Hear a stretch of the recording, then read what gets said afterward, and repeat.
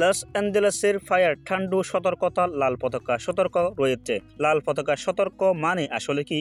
আরও বিপর্যয়ে যাচ্ছে না তো ক্যালিফোর্নিয়ার লস অ্যাঞ্জেলেসের দাবানল? আজকে আমি এই ভিডিওটিতে সম্পূর্ণ আলোচনা করব। অবশ্যই ভিডিওটি আপনাকে শেষ অবধি দেখতে হবে বোঝার জন্য। যুক্তরাষ্ট্রের লস অ্যাঞ্জেলেসের ইতিহাসে ভয়াবহ দাবানলে 9 দিন ধরে জ্বলছে। দক্ষিণ ক্যালিফোর্নিয়ার শহরে চলমান দুর্যোগ কমপক্ষে 25 জন মারা গেছে এবং আরও কয়েকজন নিখোঁজ রয়েছে।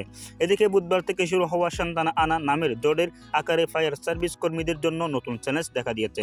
এমন পরিস্থিতিতে লস অ্যাঞ্জেলেসের ফায়ার ঠান্ডু হওয়ার আশঙ্কা রয়েছেন। আবহাওয়া বিশেষজ্ঞরা বলেন লাল পতাকা সতর্কতা জারি করা হয়েছে। 7 জানুয়ারি লস অ্যাঞ্জেলেসের ভয়াবহ অগ্নিকাণ্ডের ঘটনা ঘটে। এটি দ্রুত বিস্তীর্ণ এলাকায় ছড়িয়ে পড়ে।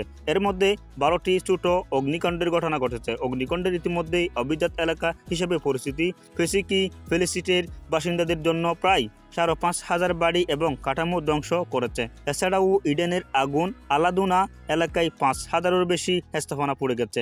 এই দুটি এলাকায় আগুন এখনও নিয়ন্ত্রণে আসেনি।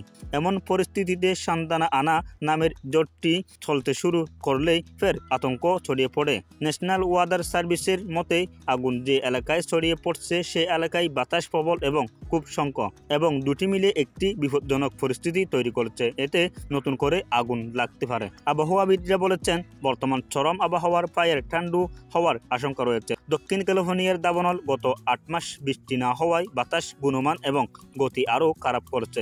সর্বোচ্চ সতর্কতা লাল পতাকা জারি করার পাশাপাশি মার্কিন ন্যাশনাল ওয়েদার সার্ভিস জানিয়েছে ওই এলাকায় আরও 1 সপ্তাহ প্রবল বাতাস চলতে পারে। তাহলে ভিডিওটি থেকে কেমন লাগলো বিস্তারিত অবশ্যই আমাদের কমেন্ট বক্সে জানাবেন এবং আপনি যদি আমাদের চ্যানেলের প্রথম হয়ে থাকেন অবশ্যই আমাদের চ্যানেলটি সাবস্ক্রাইব করবেন, ফেসবুক পেজটি অবশ্যই ফলো করবেন। আসসালামু আলাইকুম ওয়া রাহমাতুল্লাহি ওয়া বারাকাতুহু।